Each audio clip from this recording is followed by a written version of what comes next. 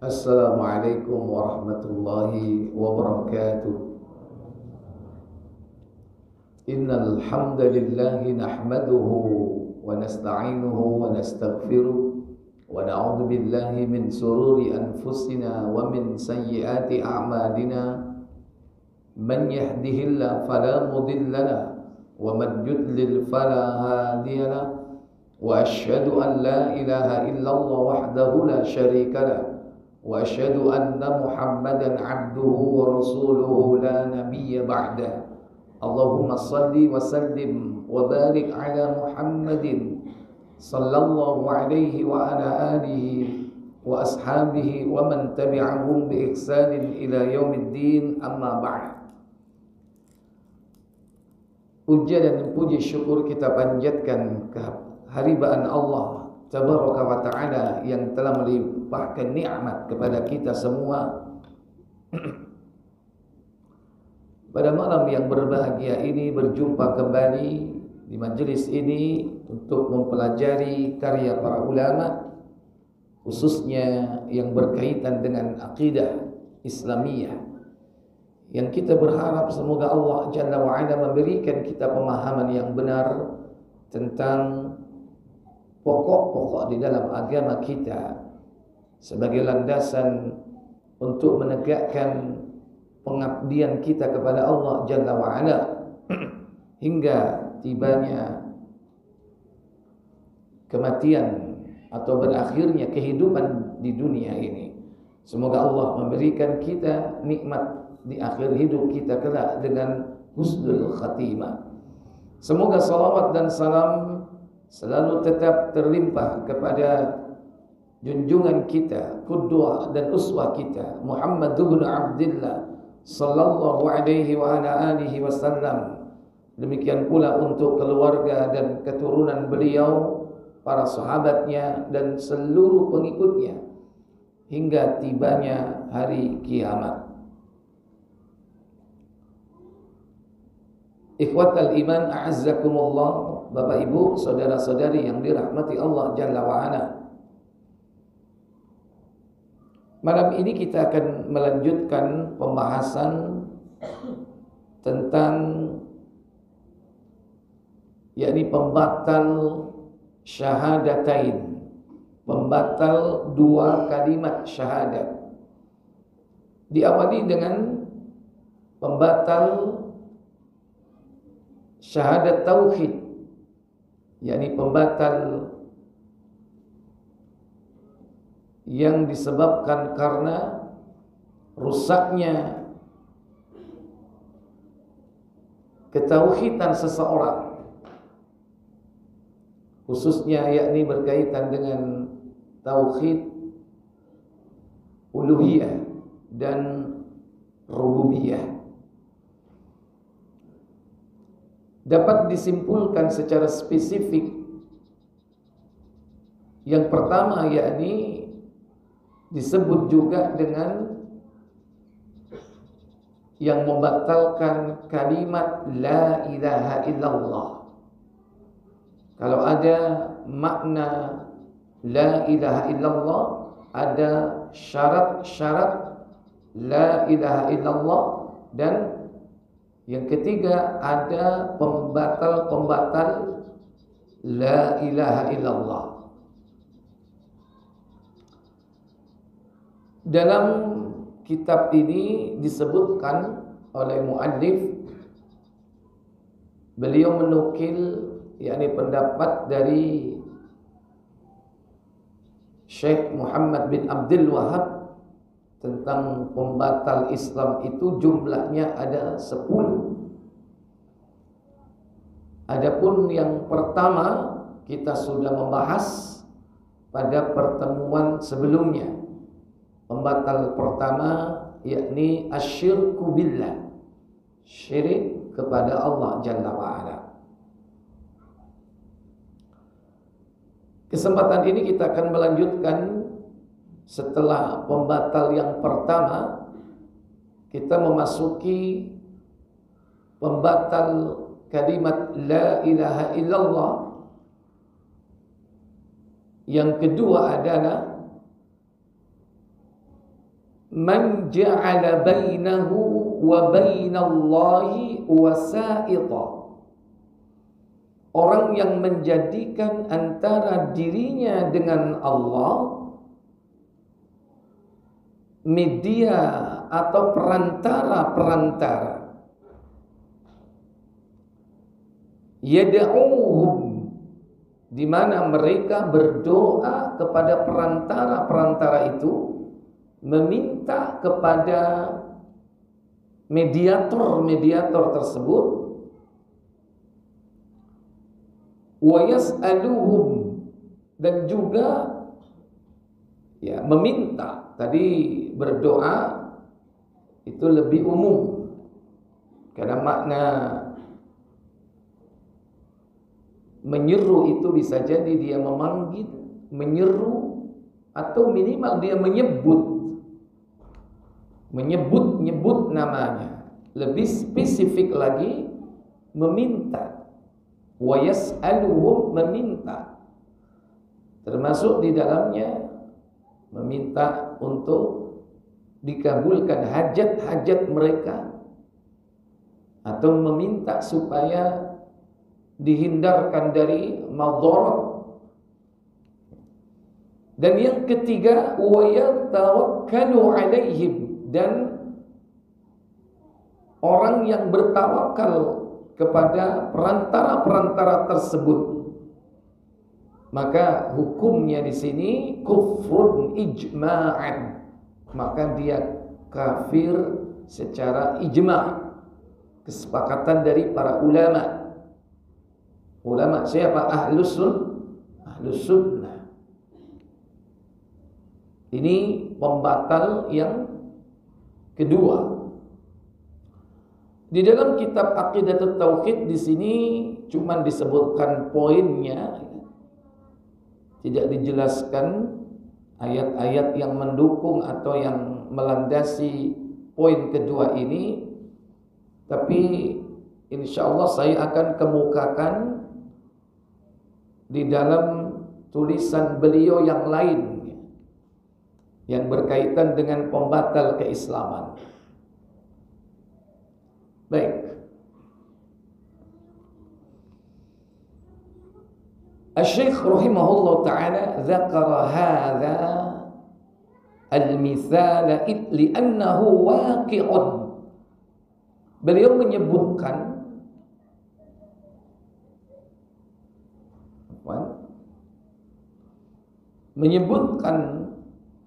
bahwa ini banyak terjadi di kalangan kaum muslimin.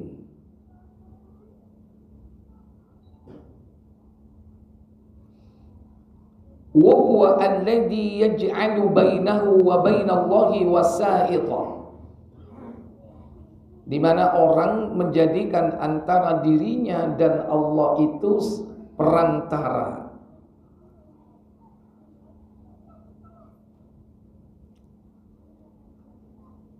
Likatsiratin wuqu'ahu, hal ini banyak terjadi atau kita jumpai dalam kehidupan kita.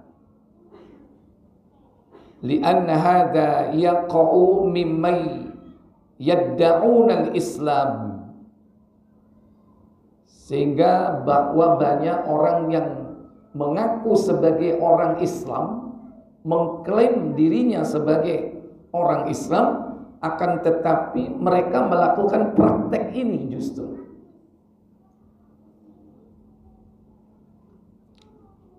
Wa hadza katsirun 'indal quburiyyin,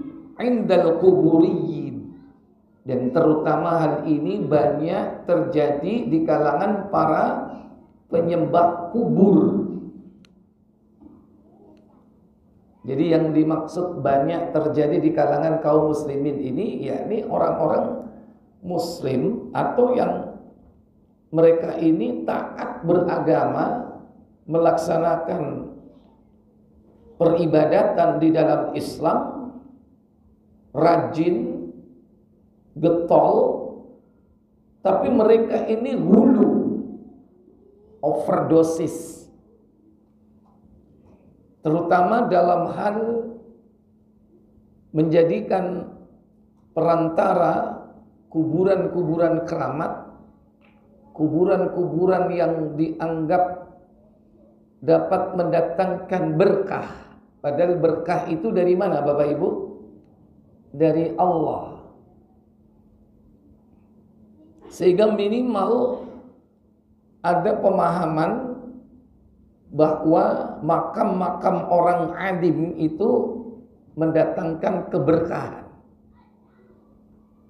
Statement yang pernah kita dengar, deloken sing mati ae iso nguripi sing urip. Sing mati nguripi sing urip. Kemudian mereka menjelaskan di mana kuburan-kuburan yang dianggap keramat ini banyak didatangi orang sehingga ekonomi di sana hidup. Tukang parkir, dodol panganan, ngombe, termasuk aksesoris keislaman. Ya sing dodol sarung, minyak, wangi. Akhirnya masyarakat di sekitarnya menjadi apa? Hidup. Kemudian akhirnya dilegitimasi sebagai sebuah wisata. Dengan istilah wisata apa? Religi.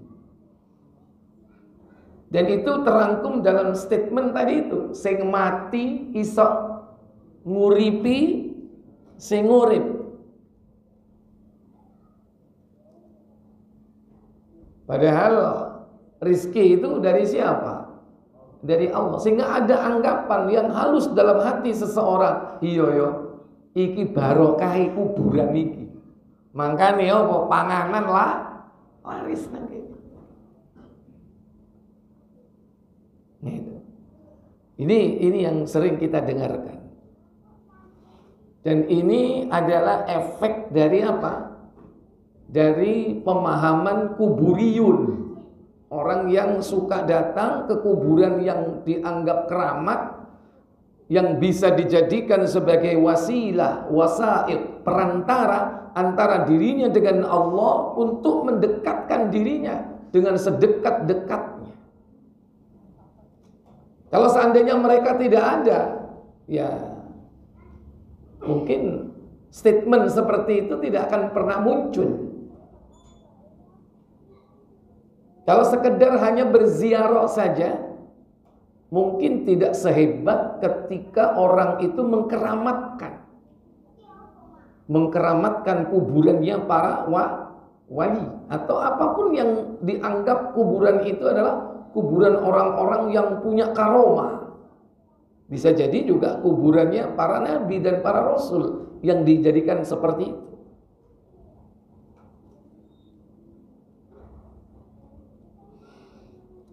Yataqarrabuna ilal wali liyashfa'a lahum 'indallah, di mana mereka mendekatkan dirinya kepada wali dalam rangka untuk mencari syafaat di sisi Allah.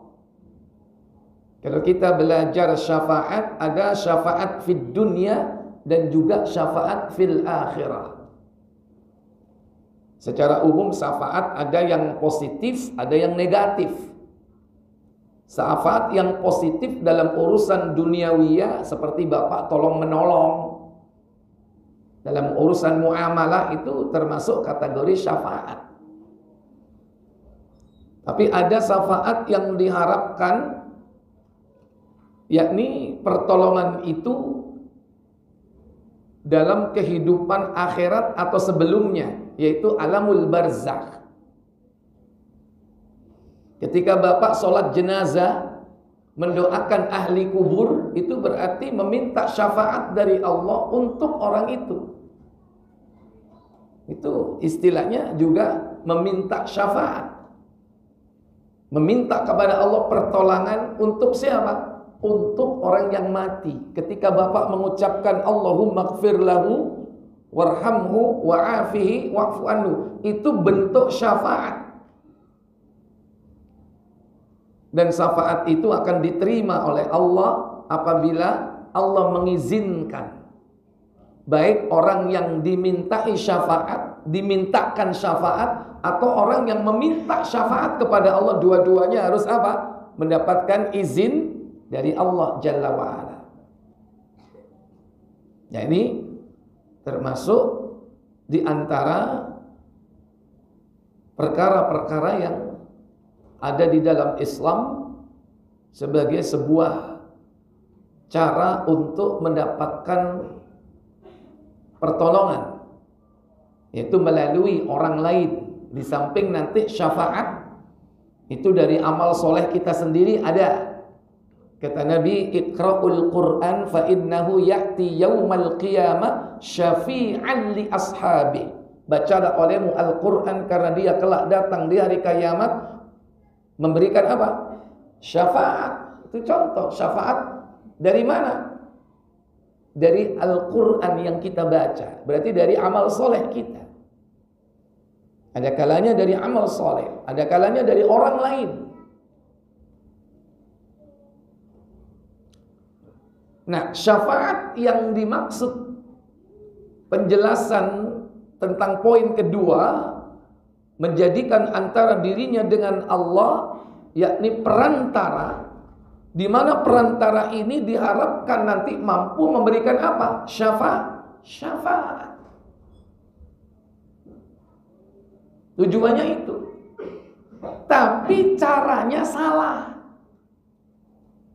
Caranya salah. Kenapa caranya salah? Karena sudah bukan waktunya lagi. Kalau pas waktunya, ketika Nabi masih hidup, silakan.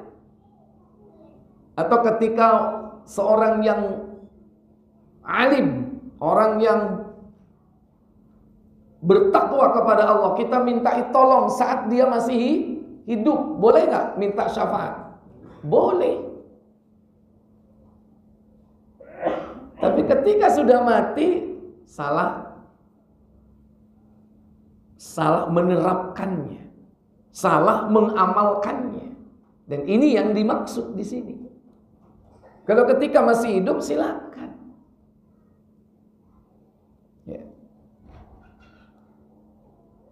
Liyashfa'a lahum indallah aw yusilul hawaijihim ilallahi ta'ala, atau untuk menghubungkan hajat-hajat mereka kepada Allah tabaraka wa ta'ala.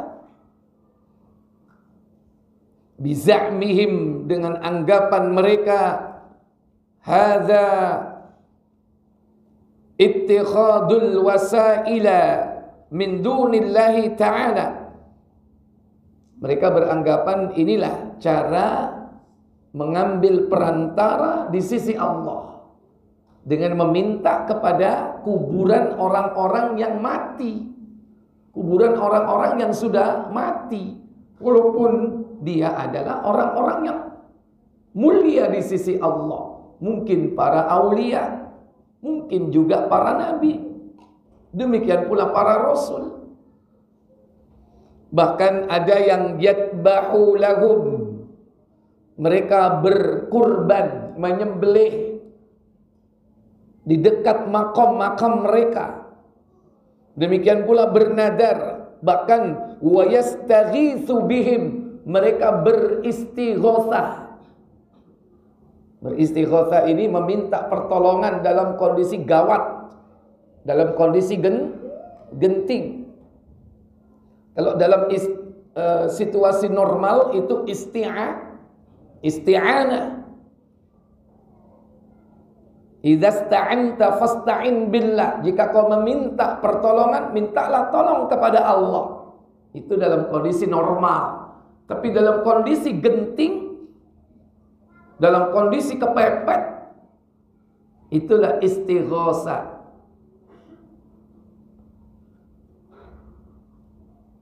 Silakan beristighosah, tapi sesuai dengan yang dicontohkan oleh Nabi SAW. Seperti 3 orang yang sedang berteduh di dalam sebuah goa. Kemudian ada batu besar menutup mulut goa. Sehingga masing-masing mereka berdoa kepada Allah dengan perantara apa?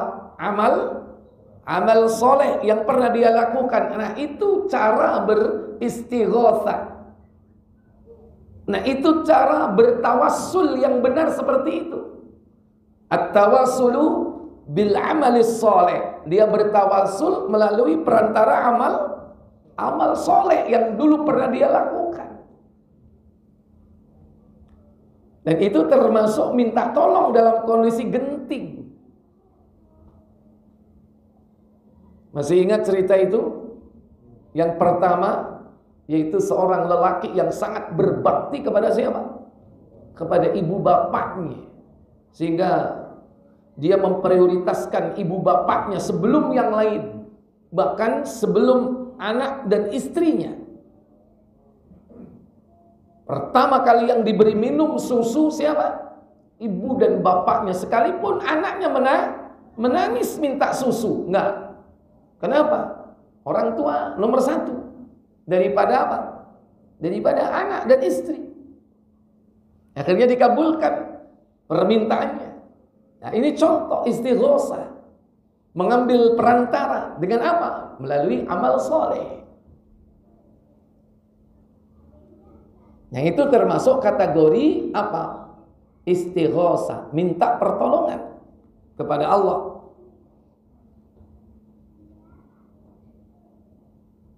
Wa yaqul, mereka kemudian berpendapat. Ini ahli apa? Kuburiyun ya. Orang-orang penyembah kubur ya. Atau istilahnya sarjana kuburan ya. Antum nanti browsing tulis sarjana kuburan, nanti akan keluar semuanya. Hadza laisa bisyirkin. Ini bukan termasuk syirik kata mereka. Hadza innama huwa at-tawassut. Ini hanya sekedar mengambil perantara, mengambil wasilah, media. Wasitatun wa syafa'atun yasiluni ila Allah Ta'ala, di mana perantara ya, atau syafaat yang diharapkan itu dijadikan sebagai sarana untuk mendekatkan dirinya kepada Allah Tabaraka wa Ta'ala.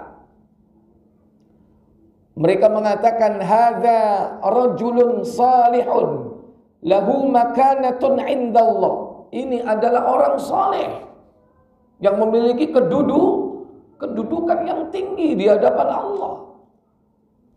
Sehingga kadang mereka berhujah memakai logika. Kon nek arep ketemu presiden gak kira iso langsung.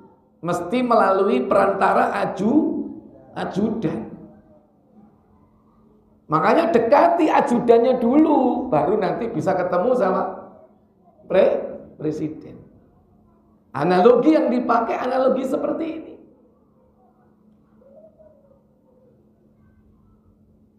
Ya memang statement seperti itu tidak seluruhnya salah gitu. Akan tetapi timingnya, saatnya.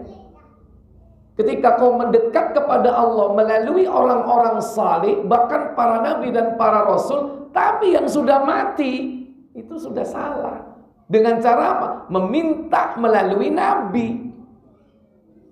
Tidak langsung kepada Allah. Padahal Allah katakan, ud'uni astajib lakum. Mintalah kepadaku, niscaya aku akan beri.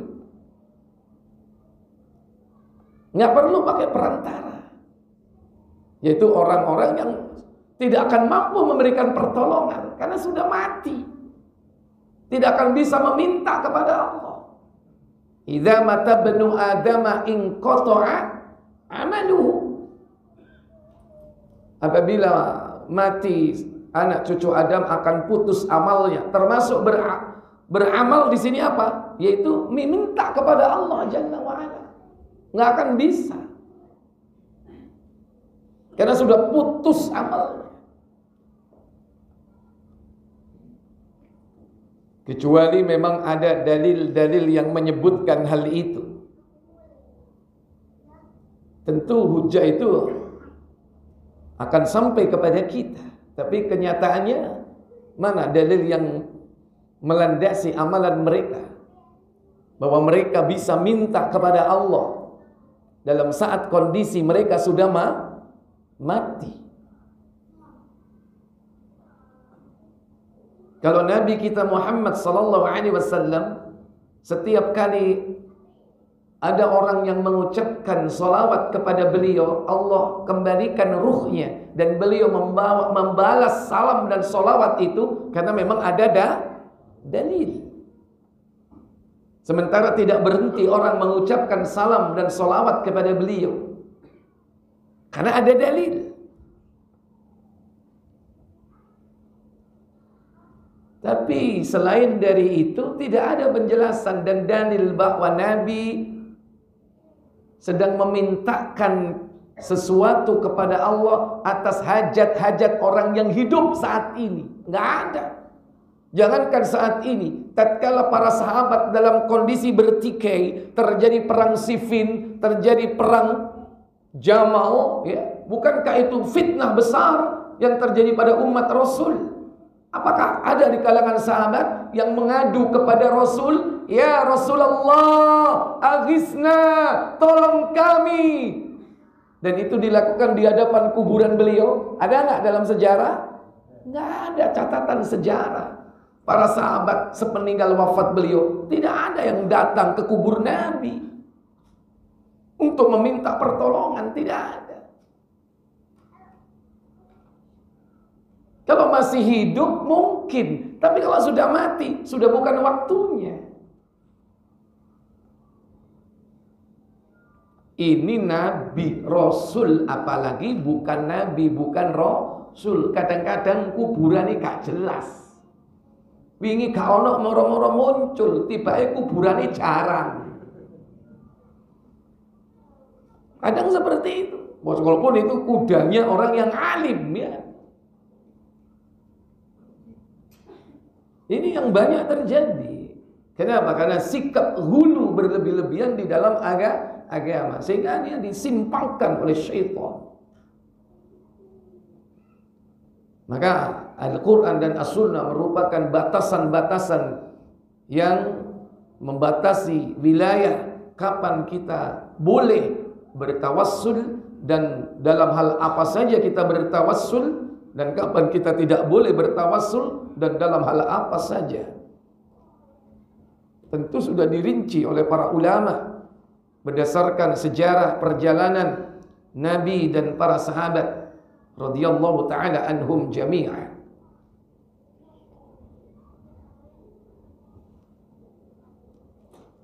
Ya, jadi tadi mengatakan ini orang soleh ini, memiliki kedudukan di hadapan Allah.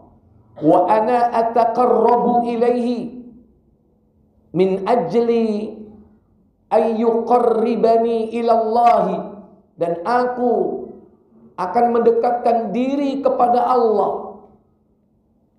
Aku akan mendekatkan diri kepada orang tersebut, kepada wasilah tersebut, dengan tujuan untuk mendekatkan diriku kepada Allah. Hadhihi hujjatuhu wa hiya hujjatul musyrikin al-awwalin. Dan inilah hujjah mereka. Dan hujjah ini adalah termasuk di antara hujjah orang-orang musyrik pada awal pertama kali. Mereka melakukan kesyirikan. Yang hujjah ini Allah abadikan di dalam surah Az-Zumar, yaitu pada ayat yang ketiga. Allah Jalla Jalaluhu berfirman, "Ala lillahid dinul khalis walladzina ittakhadhu min dunihi awliya'a ma na'buduhum illa liyuqarribuna ila Allahi zulfa." Apa kata Allah?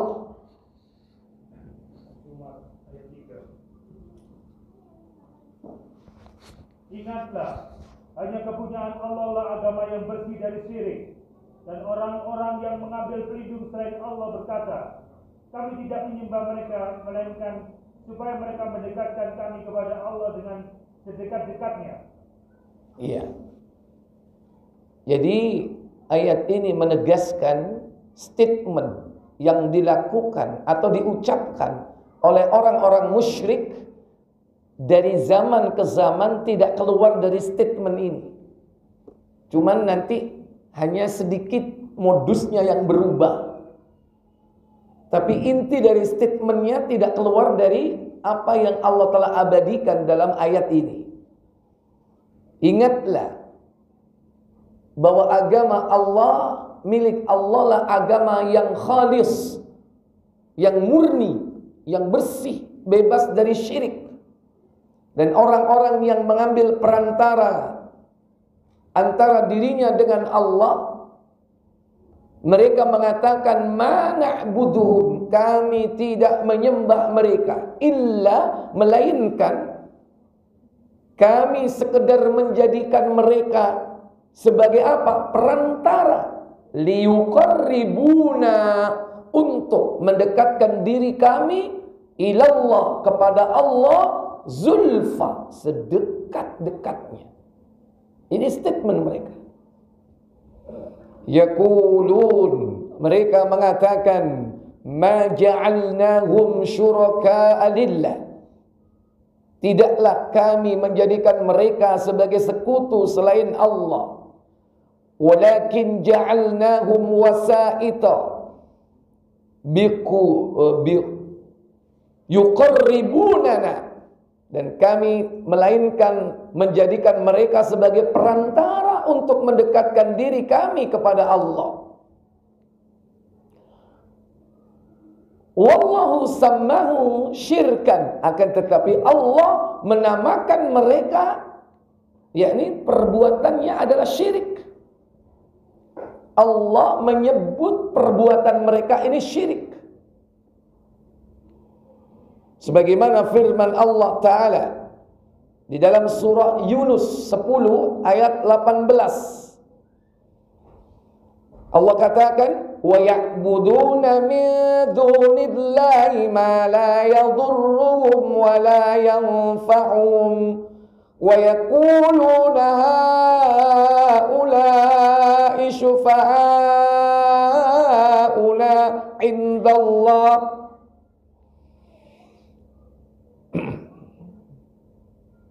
Qul atunabbi'una Allah bima la ya'lamu fis samawati wa la fil ardh subhanahu wa ta'ala amma yushrikun. Apa kata Allah Jalla wa Ala?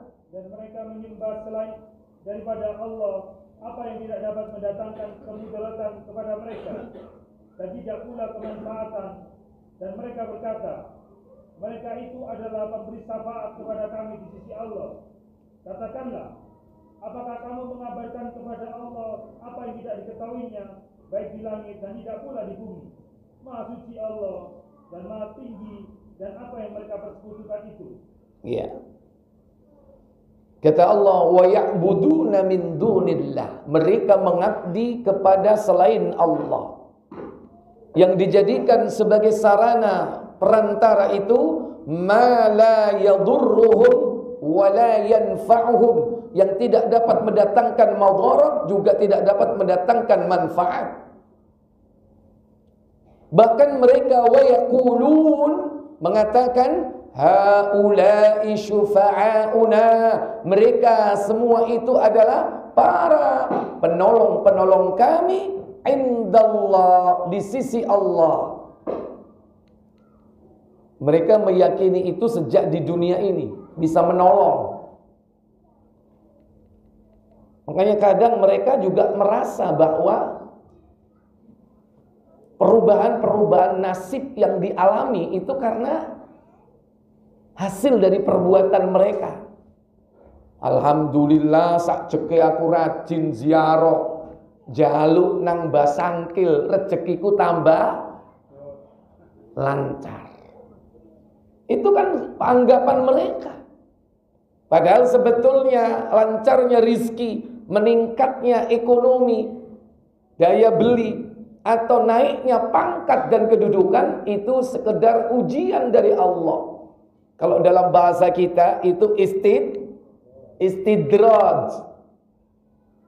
Sama lihat orang kafir juga begitu. Yang jelas-jelas mereka menyembah berhala. Mereka mengucapkan terima kasih kepada berhala-berhala mereka. Tiap hari di koran surat kabar itu mereka ucapkan terima kasih atas terkabulnya doa. Coba dicari, tapi gak usah lapor moco koran. Cuman saya beritahu, makanya gak usah moco, wis tak kandhani ae ya. Tiap hari itu ada ucapan terima kasih terkabulnya doa itu. Padahal mereka memintanya bukan kepada Allah, tapi kepada selain Allah. Nah, berarti kan mereka ditipu oleh syaitan. Seakan-akan yang memberi adalah berhala-berhala itu, yang mereka sekutukan itu. Padahal hakikatnya siapa yang memberi? Allah. Mereka beranggapan bahwa haula'i syufa'auna. Mereka itu adalah pemberi syafaat, penolong-penolong kami indallah, di sisi Allah.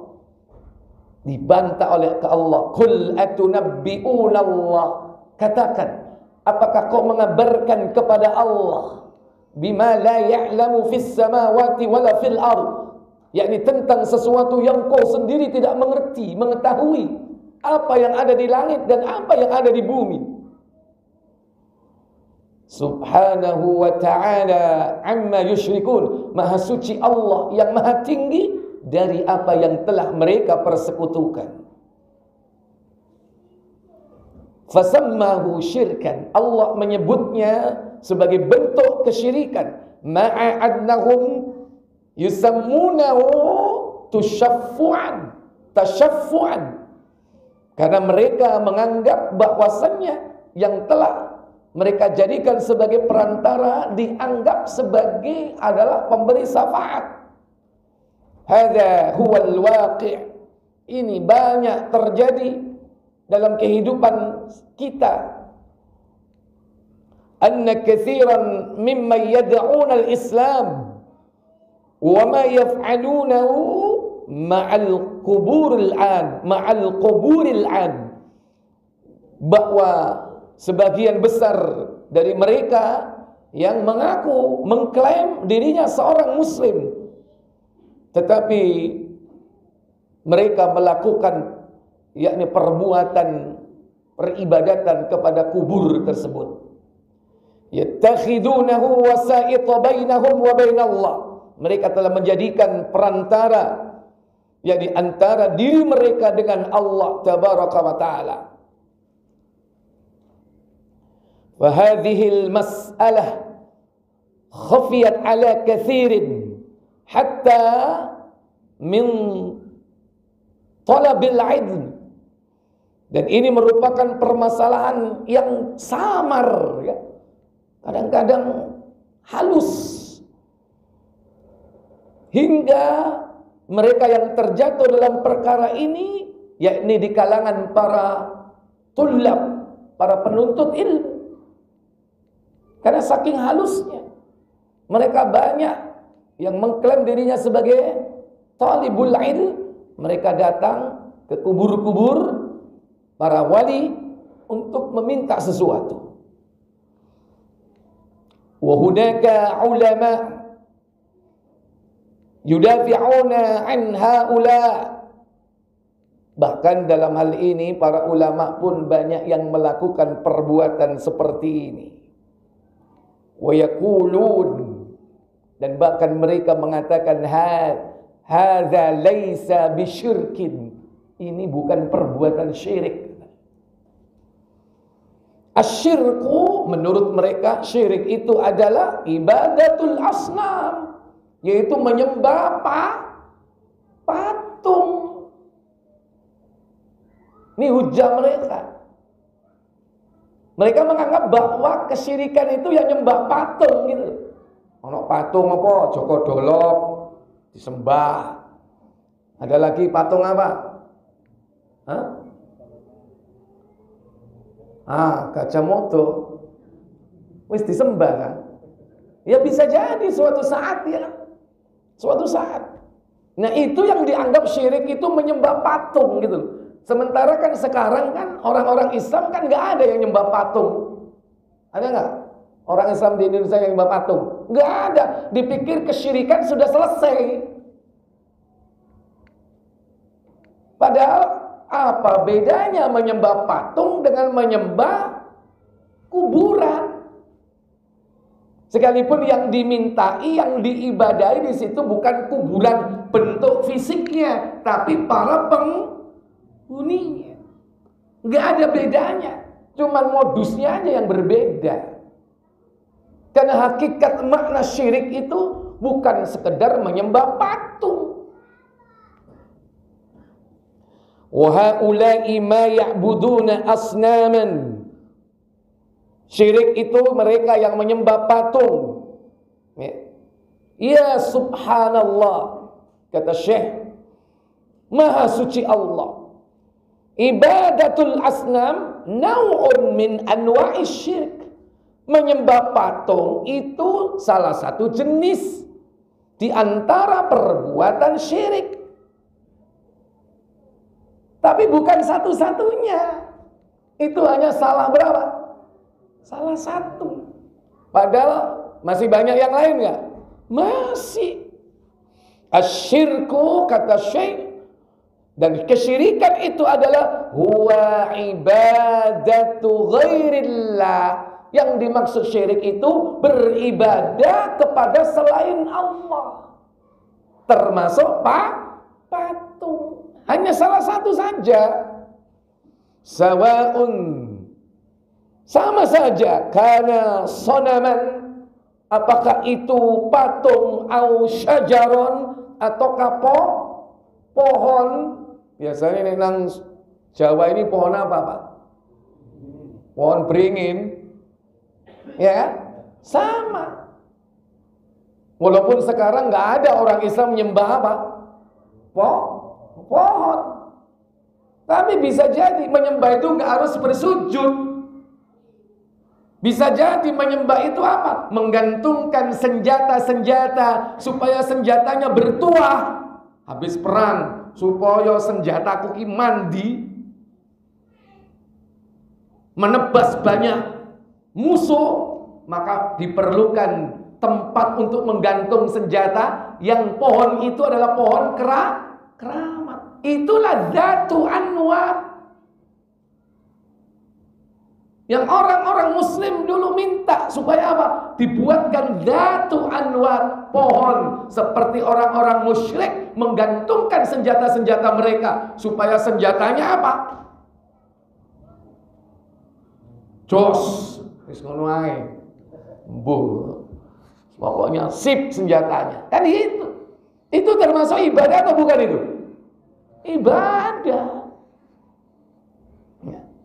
Jadi nggak ada bedanya patung, pohon, au hajaron, ataukah batu. Batu bisa bunder, ya, bisa batu gede atau cilik, watune ponari. Saya ono enggak itu? Hah? Sapa sing tahu rono? Baik kecil maupun besar, baik batu yang bentuknya masih batu ataukah sudah dipahat dalam bentuk-bentuk tertentu, enggak ada bedanya.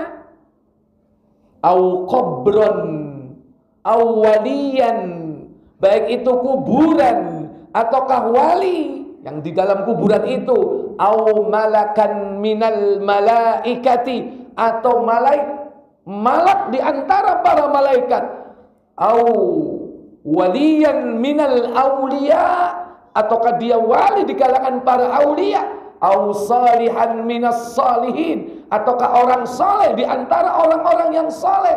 Hadza huwa syirku, ini termasuk syirik. Intinya syirik itu adalah beribadah kepada selain Allah. Wa laysa syirk ibadatul asnami faqat. maka kesyirikan itu tidaklah sekedar menyembah kepada patung saja. Termasuk menyembah apa? Kuburan. Kuburan bukan fisik kuburannya, yaitu yang dimaksud apa? Penghuni kubur tersebut, orang yang mati di dalam kuburan itu, yang kemudian dimintai, "Mbah, gurung oleh jodoh, Mbah. Mbah, rezekiku purek, ya. Mbah, bojoku banyak." Nah, oleh karena itu kadang-kadang subhat antara orang yang datang ke kuburan dalam rangka untuk mendoakan ahli kubur dan dalam rangka untuk minta kepada ahli kubur. Wonge padha, kopiane yo mirip, yo kadang jenggoten, yo kadang pakaiane Islam, tapi begitu datang masing-masing di kuburan beda. Ada yang di sana mendoakan ahli kubur, iku sing bener. Tapi ada yang di sana jaluk penglaris, lancar jodoh, munggah pangkat. Makanya di tempat-tempat seperti itu mestinya ada peringatan ya? Mestinya ada peringatan atau tidak? Mestinya ada peringatan, baik tertulis ataupun di aba-aba. Tiap hari bapak-bapak, ibu-ibu, silakan berziarah kubur, merupakan tuntunan sunnah Rasulullah. Ziarah kubur dalam rangka zikrul maut, mengingat kematian. Dan yang kedua, mendoakan ahli kubur. Silakan berdoa kepada Allah untuk ahli kubur. Jangan justru meminta kepada ahli kubur, karena itu termasuk syirik. Realitanya ada nggak peringatan seperti itu? Antum kalau paham, antum kalau ngerti, hadir di tempat itu, antum harus mengingatkan atau tidak? Halo? Kalau melihat seperti itu, antum harus mengingatkan atau tidak? Makanya supaya gak wajib mengingatkan, ojo rono. Gugur kewajiban. Tapi kalau antum datang ke tempat itu, ada kesyirikan, wajib antum yang bertauhid mengingatkan. Jadi kita ini kadang apa Pak? Enggan ke tempat-tempat seperti itu, karena apa? Takut nanti di situ menjadi orang yang berada pada posisi man ra'a minkum mungkar. Akhirnya kita tetap mengingatkan, tapi teko waduh. Salah satunya melalui pengajian, melalui apa? Taklim, melalui ya ceramah, melalui khutbah. Tapi tetap harus diperingatkan. Karena di situ ada subhat. Orang yang hadir di kuburan-kuburan orang muslim yang mati, ada kalanya mereka mendoakan ahli kubur, ada kalanya orang-orang yang datang untuk minta kepada kuburan karena menganggap bahwa penghuni kubur situ adalah orang alim, seorang wali, seorang yang mendapatkan kedudukan yang tinggi di hadapan Allah. Dan kalau kita tahu ada gejala, indikasi orang melakukan kesyirikan dengan meminta kepada penghuni kubur, wajib kita iqamatul hujjah, menegakkan hujjah dan memperingatkan mereka. Mani nggak sampai dulu memperingatkan. Halo, guyu. Sudah masuk? Silakan adzan dulu.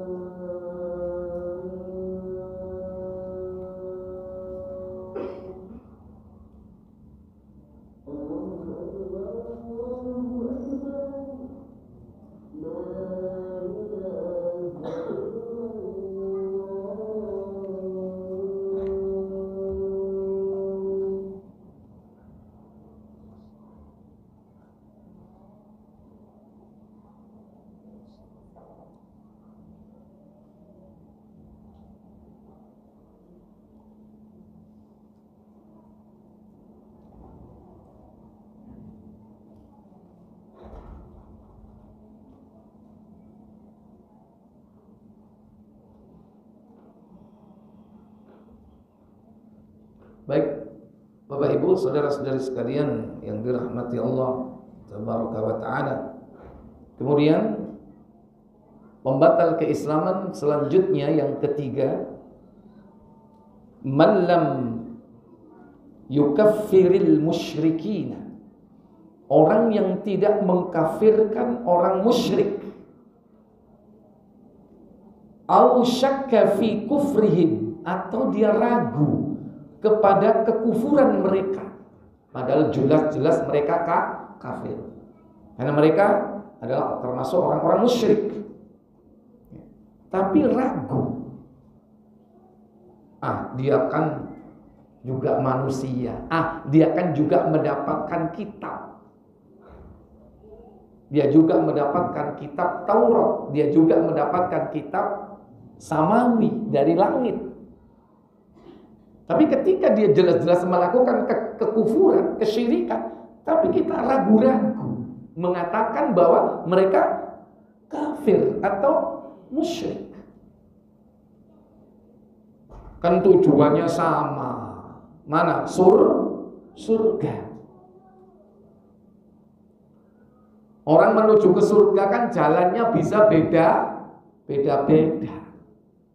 Nek arep nang TP kan bisa lewat lain-lain tempat, bisa lewat Kali Yasin, bisa lewat Embong Malang, bisa lewat Jalan Darmo, lewat Pemuda. Itu analogi yang mereka sampaikan. Semua agama kan baik, semua mengajarkan apa? Kebaikan, nilai-nilai kebaikan. Ini statement-statement yang sering kita dengar, sering kita hadapi. Orang-orang yang suka menyamakan semua agama di muka bumi ini.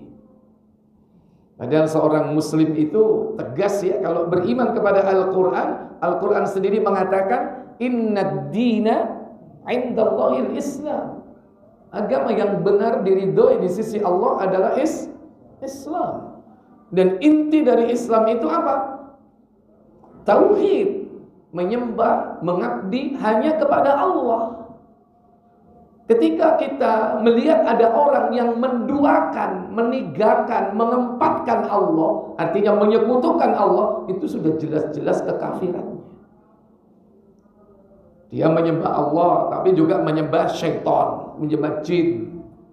Minta kepada Allah, tapi juga minta kepada jin. Atau sudah jelas-jelas mereka sama sekali tidak mengenal Allah, tapi mereka menyembah apa yang mereka kenal selain dari Allah.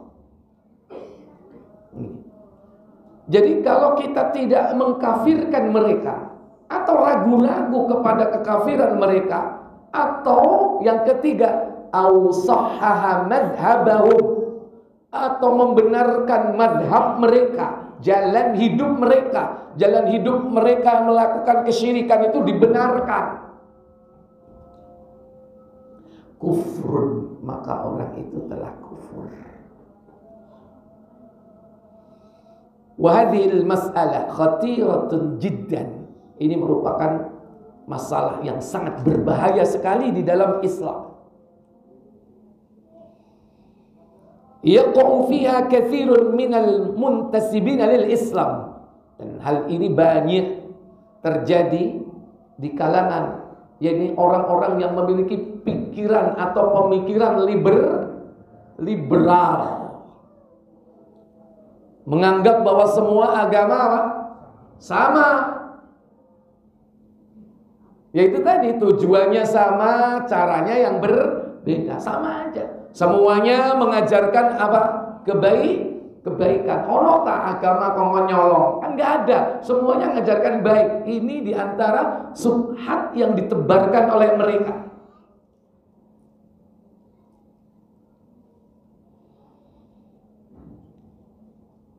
Man lam yukaffiril musyrikina,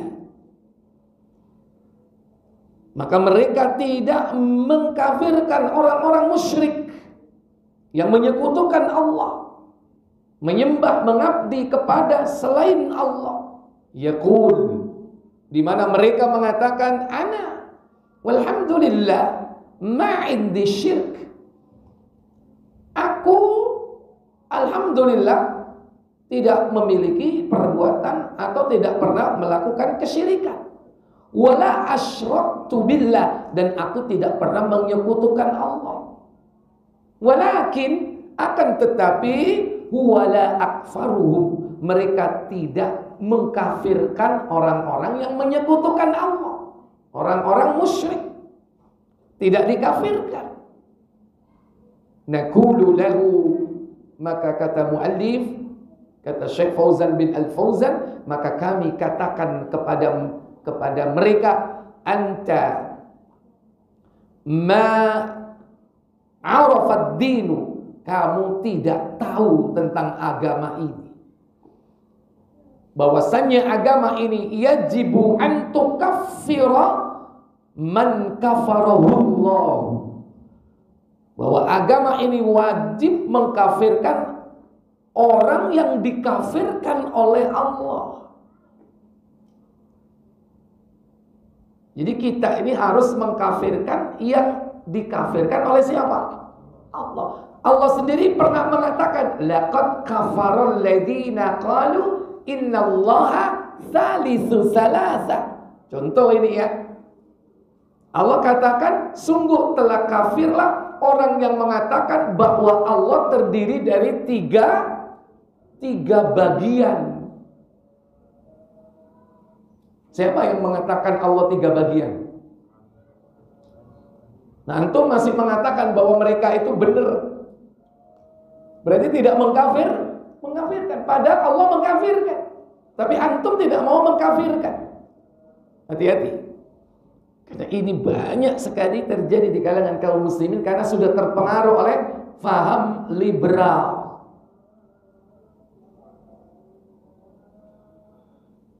Ini.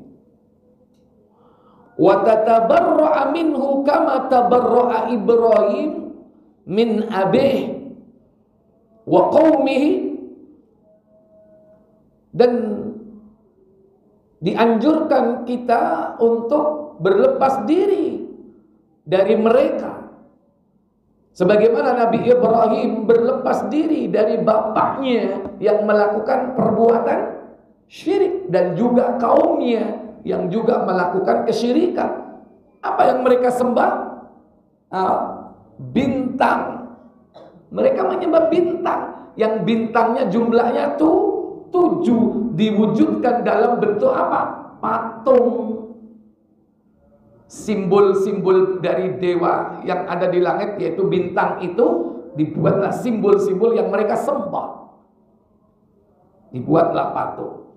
Kama qala, sebagaimana Nabi Ibrahim mengatakan dalam surah Az-Zukhruf 43 nomor 26 dan 27, innani bara'um mimma ta'budun, sesungguhnya aku berlepas diri dari apa yang mereka sembah, mereka ibadahi, illalladzi, kecuali yang fatarani, telah menciptakan diriku, fa innahu sayahdin, dan sesungguhnya dialah yang telah menunjukiku, memberikan hidayah. Ini ucapan Nabi Ibrahim yang Allah abadikan oleh Allah, diabadikan oleh Allah dalam Al-Quran. Bagaimana Nabi Ibrahim berlepas diri dari perbuatan syirik dan para pelakunya. Siapa pelakunya? Bapaknya. Siapa lagi? Kaumnya. Dan bahkan seluruh manusia di muka bumi ketika itu mereka melakukan kesyirikan, kecuali Ibrahim dan istrinya Sarah, ditambah keponakannya siapa? Lut. Mereka orang-orang yang di muka bumi hidup dalam tauhid. Au sahhaha madhhabahum, atau membenarkan madhab mereka. Wa hadhihi ashaddu, ini lebih parah lagi. Idza sahhaha madhhabahum, jika dia membenarkan madhab mereka, membenarkan jalan hidup mereka, nggak apa-apa, kan sama saja. Mereka juga apa? Kenal Allah. Mereka juga menyembah pencipta langit dan bumi. Yang lebih parah lagi, cikal bakal liberalisme ini berasal dari siapa? Dari kelompok Ittihad. Kelompok Ittihad atau Hulul, yang meyakini bahwa Allah itu menyatu dengan makhluk. Cikal bakalnya itu dari sini. Ini kelompok paling parah ini. Kenapa? Kelompok Ittihad, Manunggal, mereka yang meyakini bahwa Allah itu hakikatnya ada pada setiap benda yang ada di alam ini. Hakikatnya di situ ada Allah. Makanya ketika ada orang musyrik menyembah patung, dibiarkan oleh kelompok ini. Kenapa? Hakikatnya dia menyembah Allah. Karena di patung itu menyatu Allah. Ketika menyembah sapi, ketika menyembah matahari, makhluk-makhluk ini dianggap disitulah hakikatnya ada Allah. Inilah akidah paling parah. Sehingga apa? Kesesatan dari kelompok Ittihad Hulul ini, sehingga orang dibiarkan dalam kesyirikan. Sehingga ketika ada orang datang mau masuk Islam, saya mau masuk Islam. Loh, kemarin agamanya apa? Saya agamanya Hindu. Loh, sampai nyembah apa? Saya nyembah ini, nyembah itu. Loh, gak usah, sama. Itu hakikatnya Allah. Parah gak? Parah ini. Sehingga gak perlu ada dakwah, gak perlu. Kenapa? Ya biarkan aja. Makanya kalau orang membenarkan yakni mazhabnya, ini lebih parah lagi. Berarti apa? Berangkat dari kesesatan yang paling parah. Karena menganggap bahwa Allah itu menyatu dengan makhluk. Sehingga ketika ada orang melakukan kesyirikan, dianggap tidak melakukan kesyirikan. Hakikatnya dia menyembah Allah juga gitu. Au qala fil ladina ya'malunahu, atau dia berkata kepada orang-orang yang melakukan perbuatan syirik, hadza innama huwa ittikhadu wasail, atau dia mengatakan dia melakukan hal itu hanya sekedar untuk menjadikan perantara, katanya. Itu hanya perantara. Itu hanya media yang diwujudkan dalam simbol-simbol benda-benda makhluk ini. Karena hakikatnya apa? Di sana ada hakikat ruh sang pencipta. Ini anggapan mereka. Dan dia mengatakan itu. Haula au yakul, atau dia mengatakan haula'i juhalun waqa'u fi hadzal amri, atau saya katakan bahwa mereka itu adalah orang bodoh yang mereka terjerumus ke dalam masalah ini. Hadza asyaddu kufran minhum, dan ini sesungguhnya yakni kekufuran yang lebih parah di kalangan mereka. li'annahu, karena bahwasanya mereka atau dia sahahal kufra, telah membenarkan kekafiran, wa sahhaha syirka, dan juga membenarkan kesyirikan, au syak, atau dia ragu-ragu terhadap perbuatan tersebut. Para ibu, para bapak, saudara-saudara sekalian yang dirahmati Allah Jalla wa Ala. Fanaqulu lahu, maka kami katakan kepada mereka, kaunuka musliman wa tabi'an lirrasuli sallallahu alaihi wasallam, bukankah kalian adalah seorang muslim yang mengikuti Rasulullah sallallahu alaihi wasallam? Perhatikan, war rasulu jaa bitakfiril musyrikin, bukankah Rasul itu diutus datang di muka bumi ini untuk mengkafirkan orang-orang musyrik, wa qitaluhum, dan memerangi mereka, wastibahatu amwalihim wa dimaihim, bahkan Rasulullah datang menghalalkan harta-harta mereka, darah-darah mereka. Waqal, sebagaimana ucapan Nabi, umirtu, aku diutus atau diperintah, an uqatilan nasa, untuk memerangi manusia, liyaqulu, agar mereka mengatakan la ilaha illallah, tidak ada ilah kecuali Allah. Hadis akhrajahul Bukhari wa Muslim, dari sahabat Abu Hurairah. Dan sabda Nabi sallallahu alaihi wasallam, bu'ithtu bis-sayf hatta yu'badallah, aku diutus dengan pedang hingga Allah disembah di muka bumi ini, Allah diibadai. Akhrajahu Ahmad, dan hadis ini diriwayatkan dalam Musnad Imam Ahmad di nomor 5093 dari sahabat Abdullah bin Umar radhiyallahu taala anhuma. Kemudian juga firman Allah tabaraka wa taala, wa qatiluhum, dan perangilah mereka, hatta la takuna fitnatun, hingga tidak ada lagi fitnah. Fitnatun, apa makna dari fitnah? Yakni syirkun, kesyirikan. Wa yakuna ad-dinu kulluhu lillah, sehingga agama ini hanya untuk Allah semata. Surah Al-Anfal, surah yang ke-8 pada ayat ke-39. Jadi jelas, jangan sampai di antara kita ada yang ragu kepada kesyirikan yang dilakukan oleh orang-orang musyrik, kekufuran orang-orang yang melakukan, orang-orang kafir.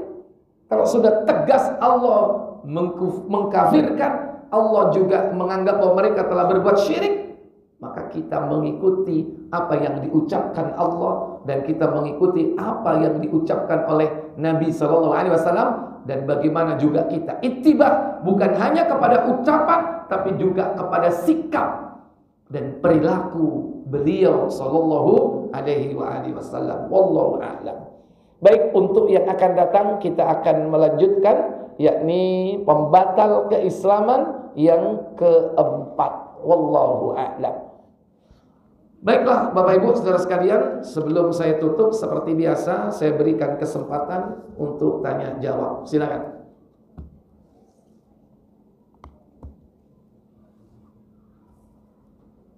Silakan. Waalaikumsalam warahmatullahi wabarakatuh. Pertanyaan yang ketiga, ketika mempraktikkan orang ada seseorang yang dirawat oleh orang non-muslim, sampai besar. Nah, dia bagaimana sikap dia ke saudaranya itu yang non-muslim? Yang non-muslim, sikapnya kepada yang merawat. Yang merawat kan non-muslim. Ya, yang merawat non-muslim, anak ini dirawat sampai besar. Oleh non-muslim. Saudaranya. Jadi orang tuanya muslim. Cuma kadang nggak mampu. Jadi yang saudara non-muslim ini dia merawat sampai besar, dibiayai. Tetap tinggalnya dengan orang tuanya muslim. Ya, tapi yang membiayai saudaranya yang non muslim. Baik, yang pertama, dia dirawat, dihidupi, dibesarkan, disekolahkan, ya kan? Itu rizki atau bukan? Rizki atau bukan? Hah? Rizki. Itu rizki. Nah, rizki itu siapa yang memberi? Halo? Jadi anak yang dirawat ini muslim, yang merawatnya non muslim, walaupun itu karib kerabatnya, hakikatnya rizki seluruh apa yang diberikan kepada anak yang tidak mampu ini hakikatnya dari siapa? Dari Allah. Bukan dari kakaknya itu. Kakaknya itu hanya perantara saja. Dari Allah tabaraka wa ta'ala. Maka yang kita taati itu kakaknya atau Allah yang memberi rizki? Allahnya atau kakaknya? Ketika suatu saat terjadi pertentangan antara pendapat kakaknya yang selama ini membesarkannya dengan pendapat atau firman Allah, bertentangan, mana yang lebih kita utamakan? Allah, karena hakikatnya yang memberi adalah Allah. Ini yang pertama yang harus dipahami, bahwa rizki setiap makhluk itu sudah ditetapkan oleh Allah secara azali di Lauhul Mahfuz, bahkan sebelum Allah menciptakan diri kita. Yang kedua, dicatat, ditulis kembali, namanya takdirul umri, ketika janin usia 4 bulan, saat di dalam kandungan ibunya, ditulis tentang rizkuhu, rizkinya, wa ajaluh, ajalnya, wa amaluh, amalnya, sakiyun am sa'idun, celaka atau bahagia, sudah ditulis. Ya, satu. Yang kedua, bisa jadi kakaknya yang menghidupi itu jadi kaya, rizkinya lancar karena menghidupi saudaranya yang muslim, sehingga dia dilancarkan rizkinya. Pernah ada satu kasus, 2 bersaudara sama-sama muslim ini, yang satu ahli kerja, yang satu ahli ilmu. Artinya dia apa? Selalu menuntut ilmu. Sang kakak ini datang kepada Rasul, ya Rasul, saya punya saudara, ini habis-habisin duit aja, nggak pernah kerja, dia hanya datang menemui engkau. Kalau datang kepada Nabi berarti apa? Belajar. Orang kalau selalu mengikuti Nabi berarti dia penuntut ilmu. Apa kata Nabi SAW? Bisa jadi rizki yang Allah berikan kepadamu itu karena kau punya adik yang menuntut ilmu. Bisa jadi Pak, rizki kita lancar sekarang ini, mungkin barangkali anak kita Pak sedang menuntut ilmu. Mereka sedang di pondok pesantren, mereka sedang di ma'had, mereka sedang sekolah, belajar agama, bukan belajar ketepongan, ya, bukan belajar apa? Musik, bukan. Walaupun orang katanya itu juga belajar. Belajar apa? Ilmu syar'i. Bisa jadi dilancarkan rizkinya karena sebab itu. Jadi yang kedua, bahwasannya bisa jadi saudara yang dihidupi, dibesarkan, itulah salah satu di antara faktor penyebab yang kemudian Allah Jalla wa'ala melancarkan rizkinya, memudahkan dan melapangkan rizkinya. Coba aja suruh berhenti, dia nggak ngasih, pasti juga akan diberhentikan rizkinya oleh Allah Jalla wa'ala. Wallahu a'lam. Ya, jadi kita jangan sampai merasa berhutang budi, lantas kita merasa nggak enak, pekewu, dan akhirnya apa? Lebih mengutamakan pendapatnya dari pendapat Rasulullah, apalagi pendapat Allah. Oleh karena itu, siapa saja, jangankan saudara, kalau punya orang tua kita kafir, kita tetap berhubungan baik dalam urusan dunia. Tapi kalau urusan agama, prinsip nggak boleh dimasuki. Kata Allah dalam surah Luqman 31 pada ayat 15, Wa in jahadaka ala an tusyrika bima laysa laka bihi ilm fala tuti'huma wa sahibhuma fid dunya ma'rufa. Apa kata Allah Jalla wa Ala? Dan jika keduanya memaksamu untuk mempersekutukan dengan aku sesuatu yang tidak ada pengetahuanmu tentang itu, maka janganlah kamu mengikuti keduanya. Jangan kau mengikuti keduanya. Dalam hal apa? Dalam urusan akidah, dalam urusan din, agama. Jangan ikuti, jangan taati.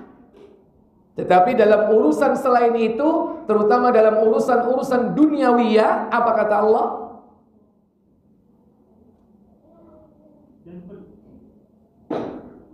Dan pergaulilah keduanya di dunia dengan baik, dan ikutilah jalan baik, dan pergaulilah dia keduanya di dunia ini dengan baik. Le tukokno LPG budal lah, orang tuanya kafir ini. Le tukokno beras sakintal budal lah, budal. Urusan apa? Dunia. Le makmu meneh arep riyoyo tukokno lilin, tukokno kelambi santa, berakan nggak? Nggak berakan. Karena sudah masuk wilayah apa? Wilayah akidah. Jadi jangan kita merasa berutang budi lantas mengalahkan prinsip di dalam Islam. Tapi kalau urusan-urusan dunia silakan. Tapi kalau urusan wilayah agama jangan kita sekali-kali untuk memasuki dan akhirnya kita kemudian mengesampingkan akidah kita, agama kita. Jangan sampai itu terjadi. Dan ini berlaku untuk siapapun. Jangankan itu hanya teman. Jangankan itu apa? Saudara. Sekalipun orang tua, kalau masuk wilayah akidah, masuk wilayah agama,